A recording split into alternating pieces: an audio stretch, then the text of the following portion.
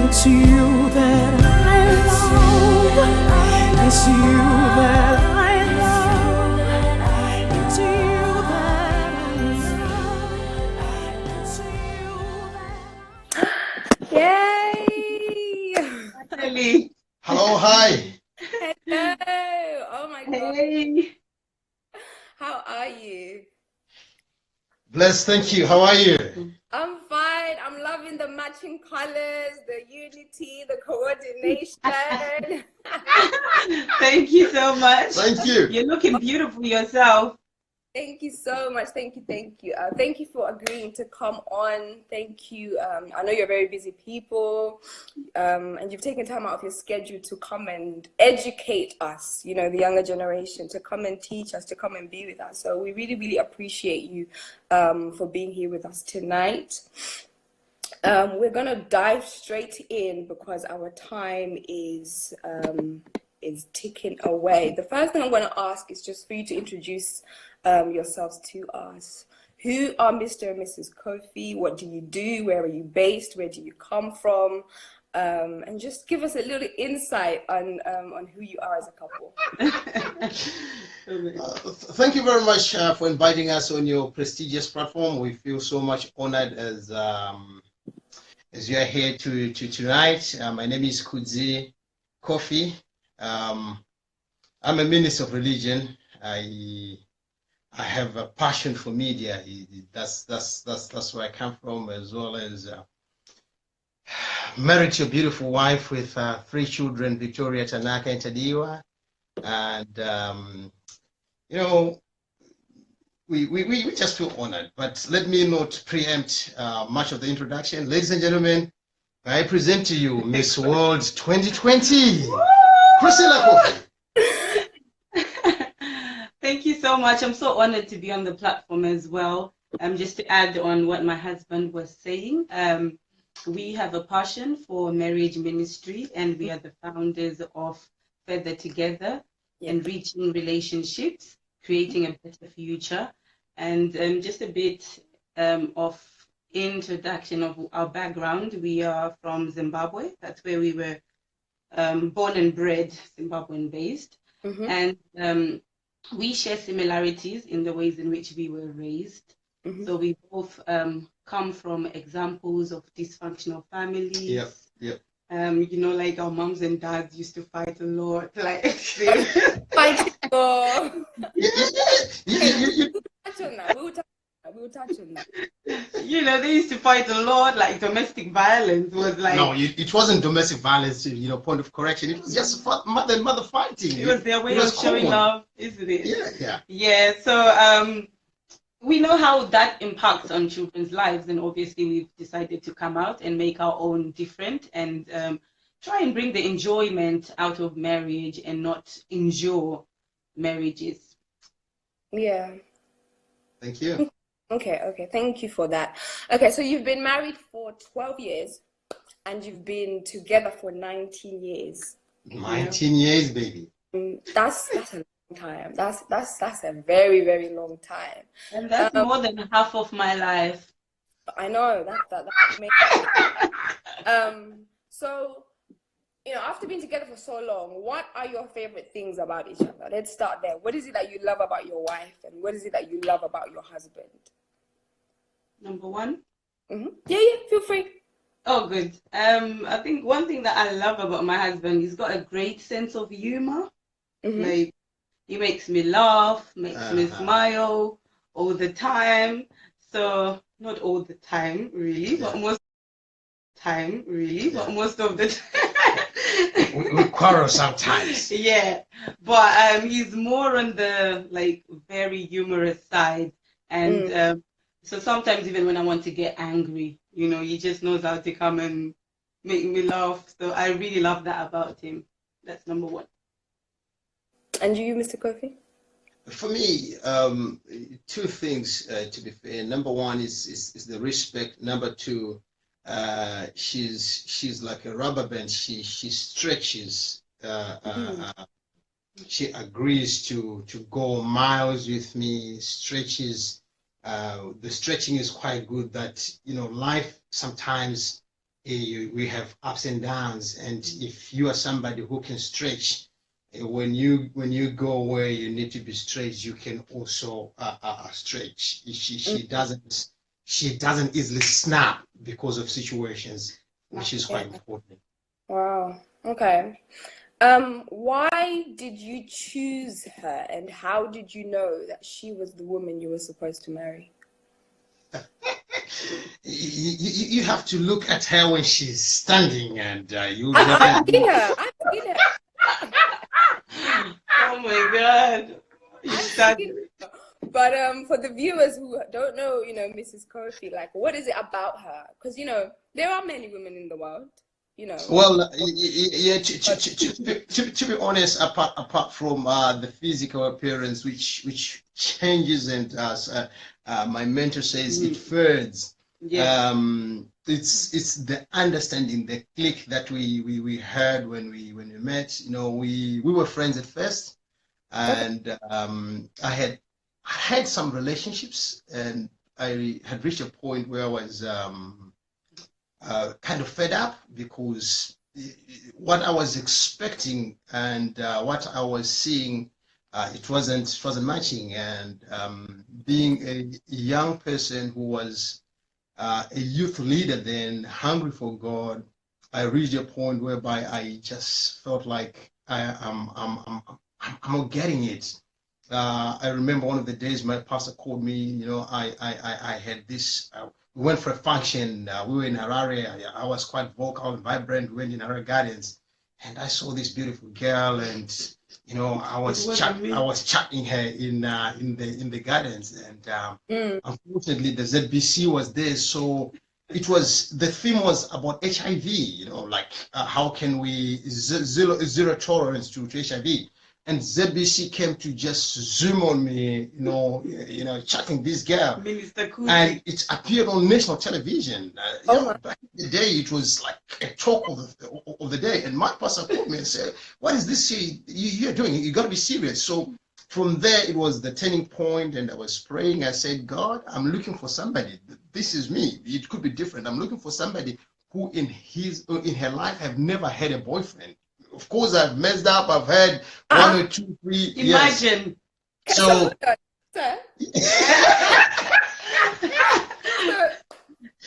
okay. So you've done what you've done, been where you've been, gone where you've gone, and then you decide, I want a clean slate, and I want a woman who has never even had a boyfriend. How is that fair? Life is so unfair. So is God. Sometimes, we are here and we're working hard. There's this parable which Jesus gave us, that a man hired workers. Some they started early in the morning, some they started midday, and at the end, others came in the evening. And when they were given wages, all of them, they were just given equal wages. And those who started early in the morning wanted to complain, but the master said, "Look, we agreed on this." So I think it was my agreement with God, and it was her agreement with God to have a husband. Wow. That's the Bible, Minister Shammah. It's the favor of God, sir. And why did you say yes to him? Why did you say yes? Why did I say yes? Yes. First of all, in terms of us starting the dating relationship, I didn't say yes, like yes. Okay. I just found myself in a relationship with him.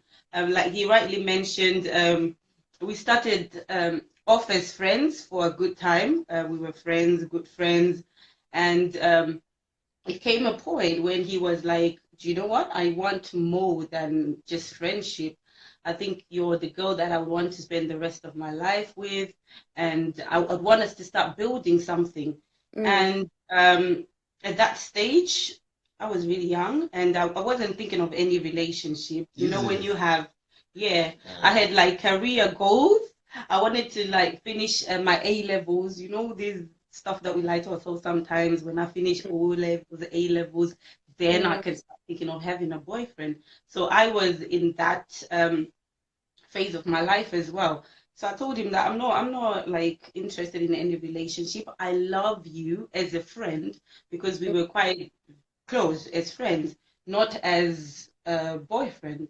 So I think what really made me to say yes at that time was that we were much of good friends, such that I felt like saying no to him was like hurting another part of him. So I was like, oh, how can I say no to my friend? He's a good guy, he's God-fearing, like he was pastor's right-hand voice, like wherever pastor goes, evangelism. That's how he started anyway. That's how he came to know me. Yeah.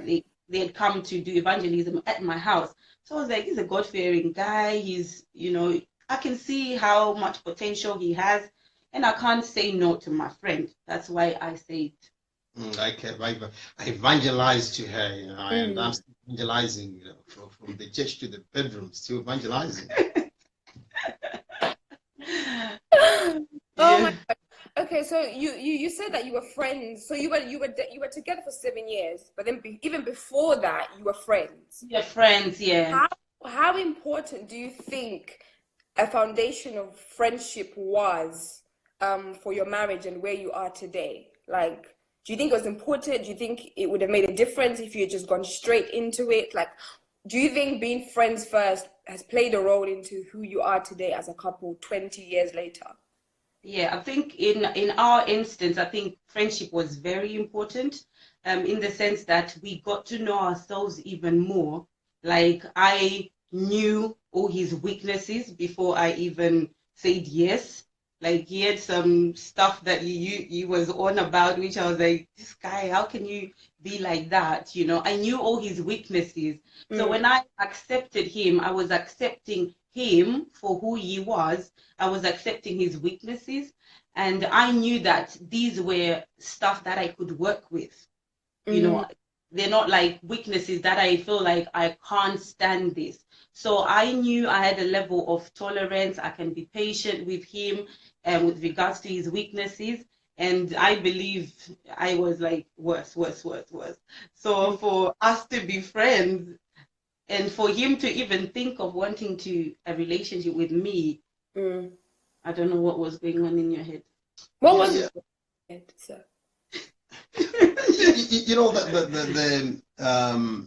One of our mentors years ago, he was talking to us, and he said to us, as a couple, I encourage you. One thing which I encourage you for you to have a solid relationship in your marriage is to be honest. But number one thing is to be honest yourself. Be honest yourself. So I think what really happened is, I come from a tough background. Those guys from the ghetto. We played money games, and when you play money games, it was an easy thing. When you finish, if you don't win and you feel you're cheated, you fight. And I'm telling you, like half of my life, it was all about fighting. Even when I was, after being born again, I used to say I was baptized with my hands up, so my hands were baptized. The guys in the neighborhood knew that there's a young guy there who loves God, but if you cross his path, you will fight all day, all night. If you beat me today, tomorrow I'm coming to your house. So it is that kind of lifestyle that I'm coming from, and she is now knowing it. There is no cosmetic coverage on it. It's just as it is. And now, having known her, also understanding the type of a person who she is, I'm talking of the stretching part, looking at the potential that, of course, she's young, she's playful, but also I'm seeing these things that if we come together, we are not going to compete, but we will become complement each other. So I found somebody who was complimenting me before we were in a relationship, just being friends. When things were tough, I would go to her and say, look, this is what it is. Then she said, okay, didn't have money. Bang. Yeah, I was quite honest, because I come from that background. I'm real, like ghetto, those ghetto boys. So I would go to her And I say, look here, baby, you know, I'm broke. I'm broke. You know, I'm different from those other guys who'd go and say, my Yeah. father is the one who's driving that Bentley. And I Yeah. say, no, you know what? I'm broke. Yeah. I'm coming from money game there. We've played in these guys, they have beaten us, so I don't have any money. So please, could you ask your mom to give me a tell? But like even in that sort of level of transparency and honesty, how did you take it? Like on the inside as a woman, how did you take it? Because like in our days, more often than not, we would be put off. We would be like, all right, this guy's a joker. You know, we have this expectation that sometimes men should have everything in order, everything in place. So what was going on inside you when he tell you you're broke and you're thinking, okay, are you serious? Like what was happening inside like your head? Me, I would say number one, he was that type of guy that when he had the money, like even till now, he knows how to spoil you. Like I literally had to tell him last year that I'm okay with lingerie. For now, please don't buy anymore because I've got small, big sizes and everything. It just goes in a shop, he thinks of surprising you, he buys it. So from before, you know, back in Zimbabwe, you would hardly see then like a guy would just go and buy you flowers and just bring you flowers.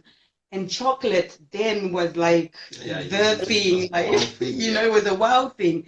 But then you knew how to do those kind gestures for me, you know. So you knew that when he gets the deal, when he gets the money, you're like up for a good treat. So even when he comes now to tell me that, well, he's broke, he doesn't have money. Can you please go ask your mom, even if she has £5, you know, so I can just get into town because I know when I go there, I will do my work and then I'll get more money. So to me, I just knew that the guy has a lot of potential, and whenever he gets his money, he was never stingy. So and I'll also say probably to the young guys who are watching right now is I wasn't lazy. Right. To me, faith was never, and it will never be a substitute of thought. I was hardworking, so I knew that okay, I'm broke now. It's temporary. So if I get £20, get there. To be fair, I'm 40 now, and if I look back from where I come from, I've only been fully employed for probably around 2 years or less than 2 years, not 2 consecutive years, but you know, here it isn't when things are quite tough and I feel like I don't have any option, then I look for employment probably for 3 months, then I go back, I do things. So it's all about not just talking, but also showing that you can work, you can do things that needs to be done. I can be a father and I can be a responsible father. Yeah, I like that because oftentimes we'll write a guy off, oh, he doesn't have money. But I think you're right. It's about looking at, okay, he doesn't have money, but is it because this is a continual, repetitive, consistent thing, or it's a season? And if it's a season, what's he doing to bounce back from it? You know, is he actively looking for funds and a job and work, or he's just lazing about? So I do like that point. Now, when we started, you touched a little bit on your childhood and your upbringing, and you said that you both came from dysfunctional families. Yes. And I've actually been reading a book. I've just finished reading a book that talks about undoing the knots of dysfunction. And how it talks about like how more often than not, when children are raised in a broken home of some sort, whether it's absent parents, present absent parents, they go on to repeat those patterns. So can you just start by just telling us what sort of examples of marriage did you see? What is it that you were surrounded about for you to call it dysfunction? And what did you witness as children and as teenagers growing up? Yeah, I thank God that my dad is still alive, and I was talking to him one of the days that, you know, kind of giving me a hint of the man who he was to us, whom we grew up to know.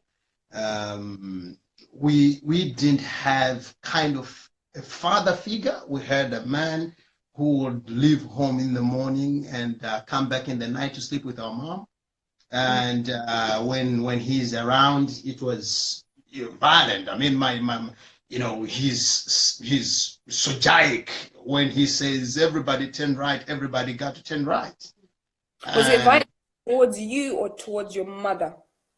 To everybody. When he's we would pray to God that let our father go to the pub, because if he's around, it starts with the children. Then mom will say, please don't say that to that boy. Then I say, yeah, I was looking for you. It was a way of looking for you. Okay. Then it's them now, and now when it reaches that level, it's father and mother. You don't say anything.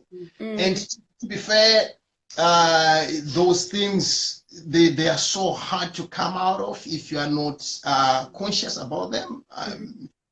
Up to now, there are certain times when, slightly some few years back, I had to sit down with my mom and my dad and say, no, you're not supposed to be doing this, and kind of making an intervention to my own parents.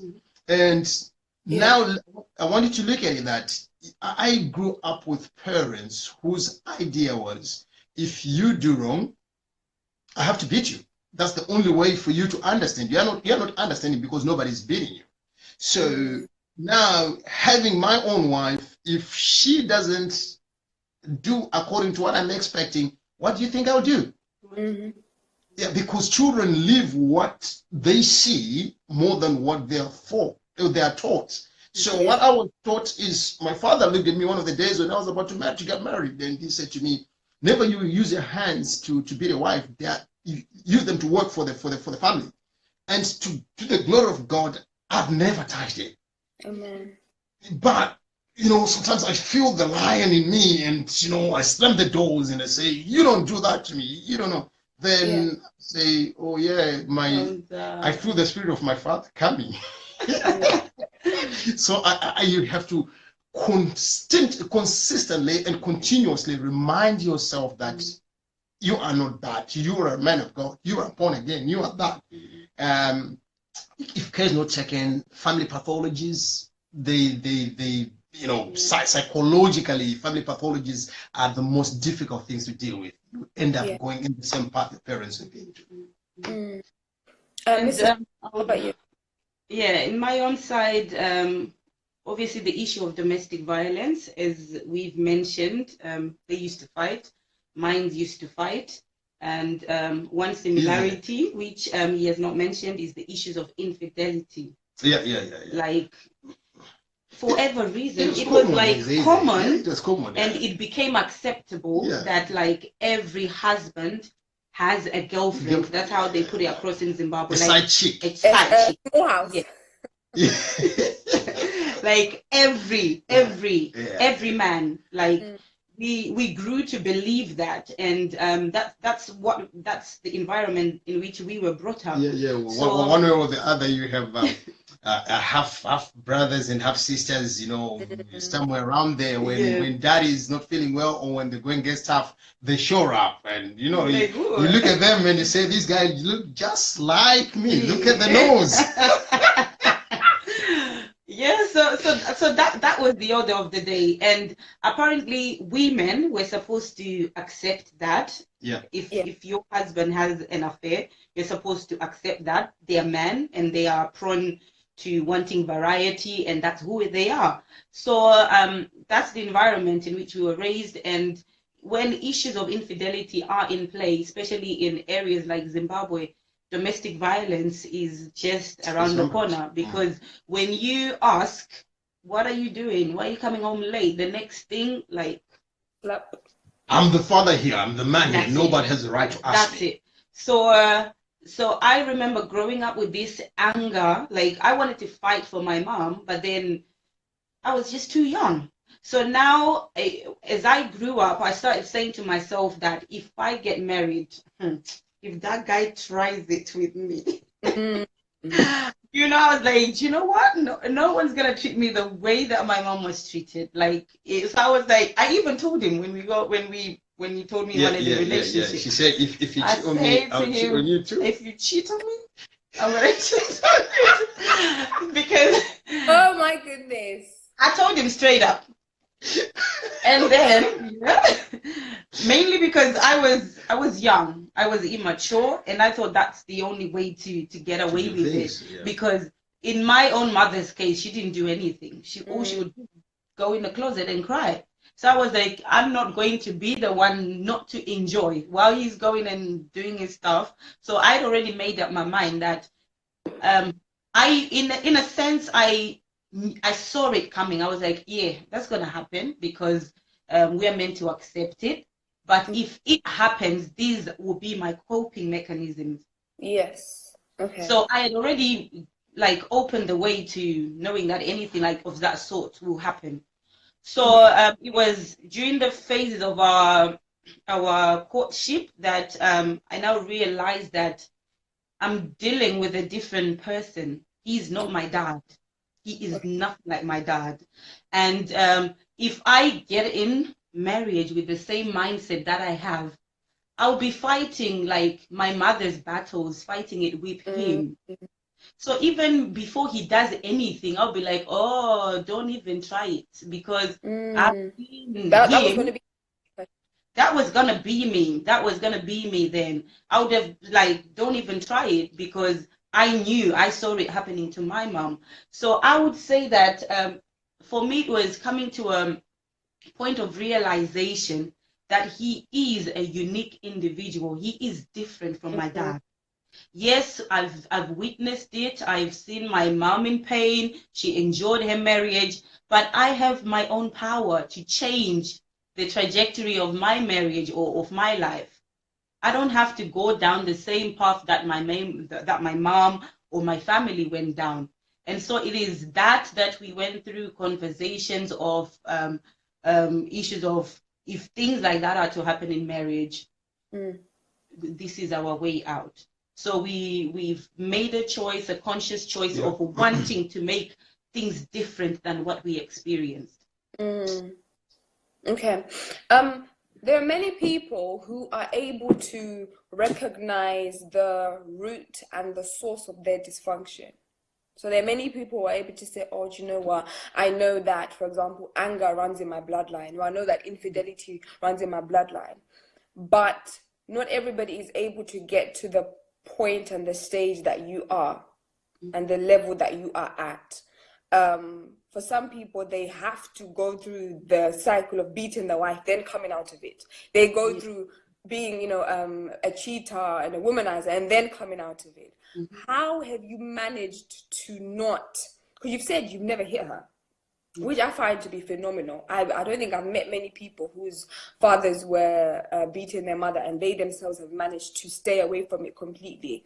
So how have you managed to go from seeing dysfunction to now bringing others out of dysfunction? Like, how do you do that? When you say you sit down and you talk, is it just hey babe, let's talk? Is it in front of a counselor, a mentor? Did you go for deliverance? Did you swim in anointing oil? Like, what we really want to know, what is it? Drank it. Because I believe there's some wives here who can recognize, okay, my husband is living out the dysfunction from his father. Maybe there's some husbands here who are like, hold on, I see that my wife is repeating this pattern. We're both Christians, but it seems like we just find ourselves walking this road. So what did you do? Yeah, I would say the first or the most important thing in life is to have people whom you look up to.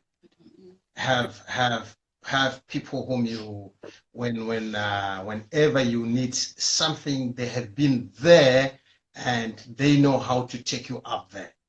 Okay. So yes, like, of course, I said my background was a ghetto-ish, and because I was so much hungry, one for God and hungry to make it in life, I worked with an organization called Tacti Youth Association back in Zimbabwe, and it kind of pushed me to understand the need of having greater people around you, and that's before we got into a marriage. So I was adopted. I always say my mother, God took me from the hands of my mother and put me in the streets, and he ordered a mom to come grab me from the streets to his house. Then she was a minister. Then Dr. Olivia Michena was kind of my adoptive mother. Okay. And what she did is she helped me to surround myself with, greater people who, when you go and sit down with them, they will tell you what to do, which is quite important, and what not to do, and why not doing it. Because sometimes you know what to do, but you don't know what not to do. And sometimes we don't know what to do and what not to do, and we don't know why we're not doing it. And I like I said, Melu says, there are two important days in a man's life: the day you were born and the day you know why. So why is quite important. So when I met Priscilla, I said to her, look here, this is where I'm coming from. I know you have your young friends and all this stuff. I also have young friends. So from a Christian perspective, I said, look here, babe, you have to have a Barnabas who is a friend to you. You have to have a Timothy who is a young person whom you are mentoring, because that helps you not to misbehave. But you also need to have a Paul whom you look up to, who is like a father to you. So we need to have a Paul, we need to have a Barnabas, we need to have a Timothy. So now, because I have young guys who are looking up to me, who call me big brother or Mkoma, I don't misbehave just because of them. In as much as my friends, they can tolerate some of the things, and those who are above me, when they look at me, they say, young man, you don't do that. The reason why we are saying that is we've been there, and these are the results. So yes, it is through mentorship, it is through having those who are around you, because there are certain things that you don't know that you have within you. And there are certain things that you have them and you don't know how to deal with them. So you need somebody who sees from the outside to the inside, whereas you know yourself from the inside to the outside. So having that balance is quite important. Okay. And also, if I can add on to that contribution, and that another thing as well is that he communicated to me, he communicated with me his background, obviously that this is where he's coming from, and the level of anger is that high, or the level of violence is that high. And he communicated with me, he told me that if there's anything that I would not want you to do in this relationship, is to shout. So the way with that. So he told me straight up. Because what it is with me is, the moment you shout, I'll be waking up. You are coming close to me, and what I'm groomed up as somebody who have to defend myself. Fight, flight, or freeze. The best way to defend yourself is to attack. So I will attack you. So if you don't want that, no matter how much you're going to insult me, please do it politely. Don't shout. Yes. So this man here, he hates shouting. Like, don't shout. Don't raise your voice. So and that was me. Like naturally, my voice just goes loud. When I'm excited, it goes loud. When I'm angry, it goes. Maybe you're shouting, but I'm not shouting. That sounds like me as well. So in a sense, I would say that on top of having mentorship and all of that, helping each other, understanding. Like, he told me that if you shout, this is what it makes me feel. So I have to not provoke him to that level. So even though sometimes I felt like I just want to scream right now, if he tells me, like, babe, just stop, I can stop and then I can carry on in my head, like, just carry on, but I'll not let it come out as loud as it will provoke him. So I think understanding there is key as well, that help each other, understand one another, and that will work. Okay. And what role do you think your relationship with God, so like as individual Christians, what do you think your relationships with God contribute or aided to you sort of reining your flesh in and, mastering that self-control, and just not following the path of dysfunction that's from the previous generation? Yeah, I would say quite important. Like I'm saying, there's the DNA in me is a hard one. Now it only takes the blood of Jesus for me to calm down. So the infusion of the blood of Jesus kind of calm me down. So when things are happening, you have to calculate. The decisions are quite calculated. There are certain things that I wouldn't take, but now sometimes you're sitting and you know that the Bible says, why can't you be cheated? Why can't you be wronged? So it's not every time I have to prove myself to be correct. I'm the right one, because sometimes some of the battles, they are not worth fighting. So just having that biblical understanding helps. Then the second thing, which I cannot overemphasize this, being a leader in a ministry or taking a role in a ministry helps as well, because in as much as we fear God, we are also very much concerned about the people around us. The position that we hold also, harnesses us to do certain things. Because people will say, oh, is that the youth pastor? Is that the youth leader? Or is that the youth chairman? Is that the usher? Look at the usher. So God did a lot of things.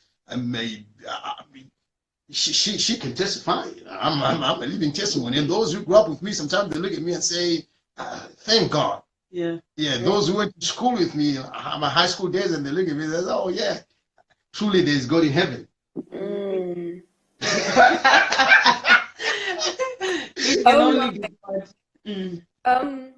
Now, one thing that I love, you as the man, you are the one who said to your wife or girlfriend at the time, we need to get mentors.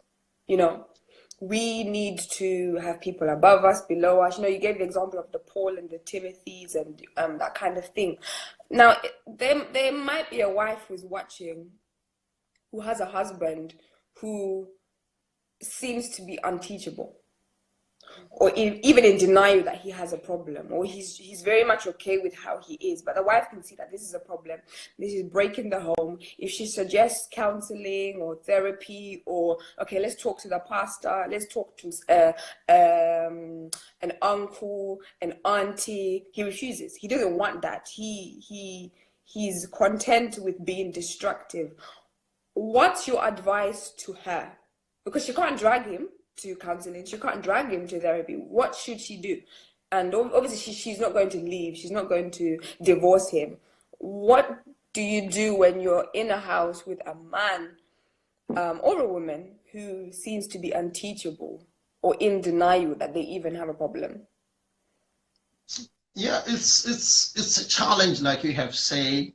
But number one, what my question would be, do they have anybody whom they respect, who is quite close to you? Because there are two things that we have to understand, that sometimes God puts other people in our lives who kind of squeeze us, and we pray that God let them release us, and we are praying for them, and God is saying they are squeezing you not for the sake of them but for the sake of you. So that's why I'm saying it is important to know why do you as a woman have the fruits of the Spirit. Number one. Number two, is God working with you first before he works with them? Because we also have to know that sometimes I say to her, you mustn't shout, right? Because I don't like shouting. So now if we are having an argument, if I start shouting, I won't be able to say to her, do not shout. And now as Christians, this is one example that Jesus gave to us.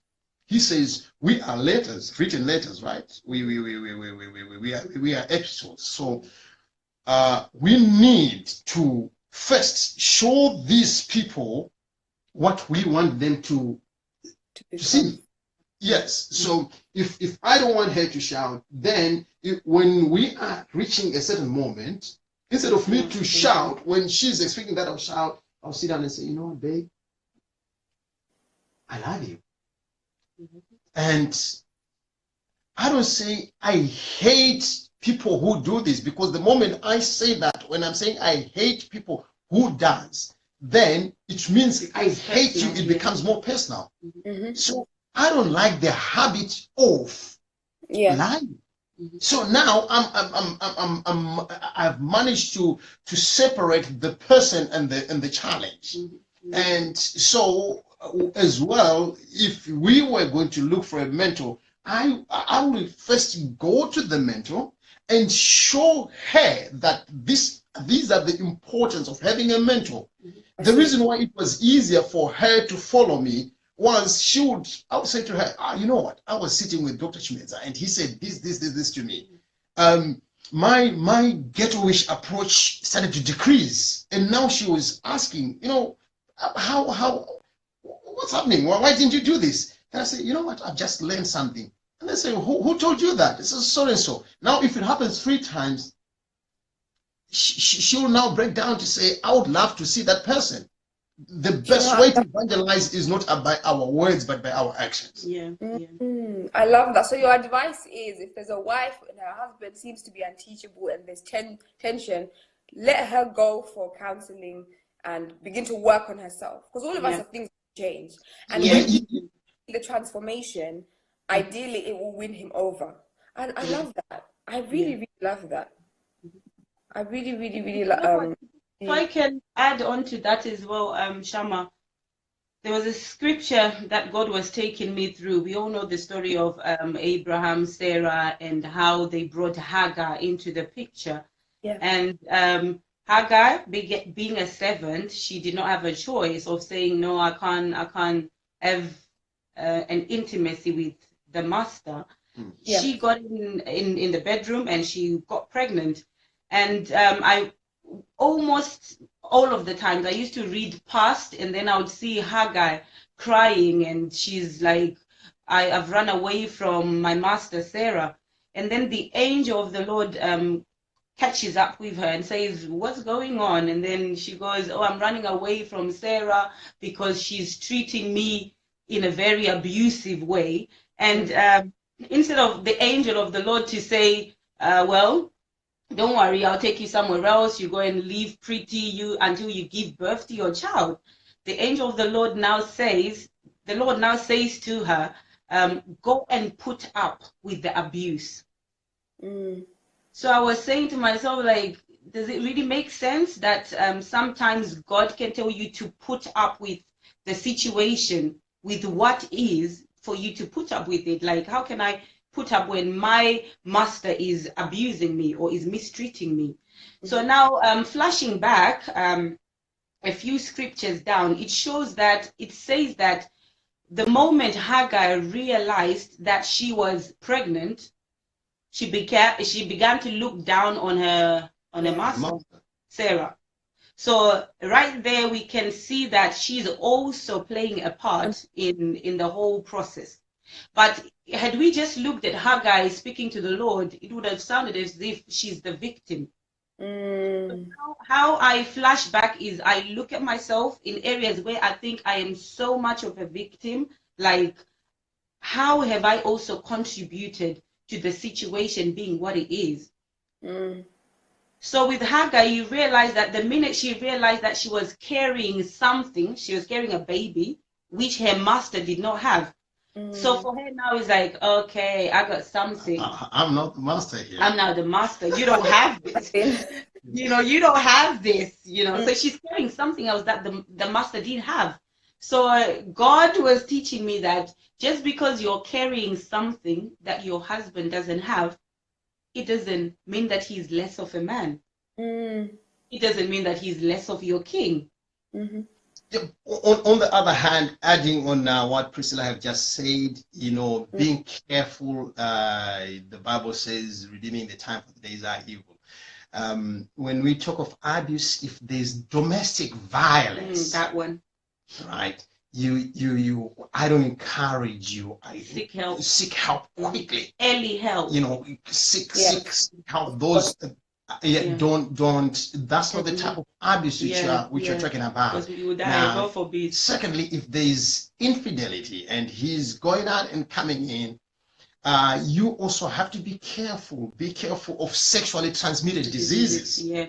So those are some of the things that, in as much as you are putting up with the abuse, you also have to be on guard. Like I said, faith is not a substitute of thought. So don't get killed in the house by a violent man because I have to put up with the abuse. Of course. Sometimes it's not God, it's a setup from the devil. So you have to be in tune there to know that is it God or is the devil. Yeah, I think it's just like the wording. Obviously, if it's like physical and he's cheating, that's definitely abuse. But sometimes other things that we perceive to be abuse, he's not listening to me. He doesn't communicate. He doesn't talk. Those things aren't abuse. Those are just things. Those are just problems in the marriage.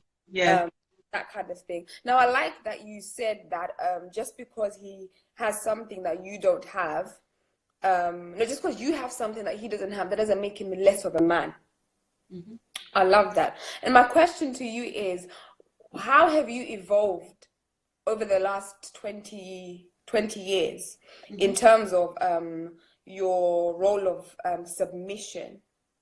The submissive Mrs. Kofi that you are today, is it the submissive Mrs. Kofi that you were on the day you said I do? Because ideally, we are transforming into the image of Christ. It's a continuous work. We're supposed to get better, get more like Christ. So how have you changed? Are you less submissive? Are you more submissive? If so, why? How? And that kind of thing. Yeah, I would say, boy, if you see me then, one of our main challenges when we first got married was that I was not accountable. Okay. I was not submissive. Okay. And I wasn't doing it in a bad way. I had stayed in the UK for 3 years before he now joined me here. Okay. So I was used to just going to see my friends. I don't have to tell you. I don't have to tell anybody. I was used to freedom. You understand? Yeah. So I would finish work and just go and see my friend. So now when he joined, the systems just carried on. I would just forget I have a husband. I'll just forget. I'll just finish work and then I just call my friend, hi Moji, are you home? And then boom, I've gone home. I've gone to see Moji. And then I only remember that there's someone at home when I receive a phone call babe, where are you? I'm oh, I'm at my friend's house. Tell me. And then it started off as, do I have to announce everywhere that I'm going? Before I leave work, I have to announce that I'm going to see my friend. I just thought I was passing by. So that was a challenge. I thought I could not be able to be accountable, to tell him each step, babe, I finished work. I know I was supposed to come home, but I'm going to do my hair. Yeah. So years before, I would not do that. And I mentioned that it wasn't for any bad intentions. I was just used to my independence. So you would still find that the same things, for some people, they encounter them in marriage. Maybe the husband is used to being around his friends. So you can just go they still love to play games. They can just go and be childish and be boys, So for me, I would say that it took a lot of communication. My husband communicates. He would sit me down and say, yes, I understand. You're used to living a single life where you don't submit to anyone, you don't communicate. I'm a lot of a spender as well. So I could just go and do shopping, and just come back with lots of shopping. You didn't communicate, So what he was telling me now is that I don't have a problem with you going to see your friends. I don't have a problem with you shopping. But let there be a level of communication and submission. Yeah. There may be reasons why I may say that, oh babe, how about you don't spend £200 buying a dress? How about you spend £100 and then the other we save? Yeah. So out of that communication, I would say that now it just comes instinctively. Like I just find myself, like, we can call each other 7 times a day. Like, babe, this is what I'm doing. This, I'm here, I'm that. So I don't see it as, oh, this person that I have to. It doesn't have It's not to a be chore. Yeah. It's not a chore. It's now like a way of life, like a way of honoring him as the man and just being submissive. And to be honest, there's hardly a time that he's like, oh, don't go there. You're not going because you are my wife and I'm your husband. Mm. And I also would like to say, if you want people to do the certain things that you love to do, do them first. So I want her to communicate, so I would communicate first. Hi, babe, when I finish work, I'm just passing by Morrison's. Right? Is there anything you want from the shops? Right? I'm deliberately doing that so that the next day she is passing there, it becomes our way of life. Babe, I have driven to this place. It's just 5 minutes, so I'll be home in the next 20 minutes. Oh, why are you telling me? Just for you to know, just in case. I like that. Okay, and then sorry, go on. Yeah, no, I'm saying that was good role modeling. Yeah, that's leads me to my next question, which is, obviously, as the head of the house, as the head of your wife, how have you evolved? You know, have you always been the good head that you are today? Were you maybe a bit too controlling at any point? How have you become the husband that you are today compared to when you first began 20 years ago, 12 years ago, sorry? I've evolved, man. I've changed. Look at this. Now I'm sitting on the side now. I was slim, tall, and handsome. Now, He's talking about the physical aspect. I love that. Don't mind it. You know, we change in life. We always change, and sometimes it takes the other person to tell you that, baby, you have changed. You didn't used to do this. You didn't used to do that. But you know, this is what has been happening.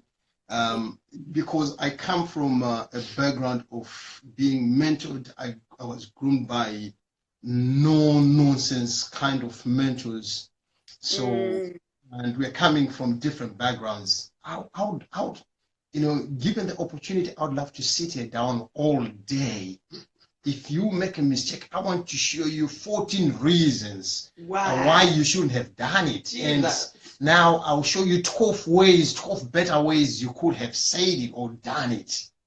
And to be fair, by the moment I reach point number 3, she's already turned off. And I'm trained to speak. So when I'm speaking, I'm looking into your eyes and I'm saying, babe, you're not listening to me. And we have yeah, I can hear. I said, no, you don't hear me. So I read your point of knowing. In media, we call it binarism, of putting a situation where we bunch people together, or stereotyping that when you're speaking to women, all women hear this. So I have to look for Priscilla and differentiate Priscilla and my mom and my sister. That how does Priscilla understand? How does she want to be told things? So from there now, it becomes easier for me to speak to her, and it also became easier for me to change to suit her, because it's marriage, it's a lifetime thing. So I also have to have areas where I allow myself to bend, so that the two of us can click, because if all of us are tough, and then it will be hard to meet, to have a meeting point. So there are certain times where I have to compromise my toughness, yes. Like my kids would say, Dad is my tough. daughter say, my dad is a tough guy. Yeah. Yes. Okay. So that part have to be, I have to kind of become a little bit more flexible, easy. How long do you think it took? At what point do you think you really sort of mastered it and it became your character? You know, because it's one thing to do something, but it's like a war. And then there's a time when ideally it becomes a part of your nature and you become a bit more gentler and a bit more understanding. How long do you think that took? If you look at the last 20 years. To be fair, it took us probably in the first 3-4 years of our relationship, we had moments where we reached a point whereby it's over. See my way, I don't take that nonsense. And I don't care. Then we stayed for 1 month, 2 months, then we started again. We didn't have, this instant, all the stuff. It was sending a card, I'm sorry, those cards with tears and all the stuff that it done. And we sat down and say, what's wrong here? I think moments of reflection. And so it took years in our relationship. But though we thought we had known each other in probably 7 or so years in a relationship, when we started living together, it was another whole new chapter because we are now seeing each other, the other sides, which we didn't see. When I'm sleeping, I don't want my clothes to be thrown on this way. I want them to be hooked there because my father, who is kind of militant, says your shoes have to be under the bed and they have to face this side and they have to do this side. And she's coming with hers. And one thing leads to the other. And you speak about the clothes, then the toothbrush and that. And all that is all about saying you are not respecting me. So in as much as she's not, I feel I'm not being respected, I don't have any way to say it apart from you put my shoes there, you're not supposed to put them there. This is what you do. That's why even in the bathroom you push my toothbrush on the other side and So it took us years, and I can say even now, because we're still evolving, we're still changing our likes, our things that we desire, our desires, sometimes they do change. So we have to keep on communicating that, you're updating yourself, because it's easier in a marriage to keep on trying to satisfy the old person when you are having a new person here. So I might keep on buying her flowers, and yet she has moved from flowers. She now wants something else. So let me know. Like now I've moved from lingerie, you have to figure out something.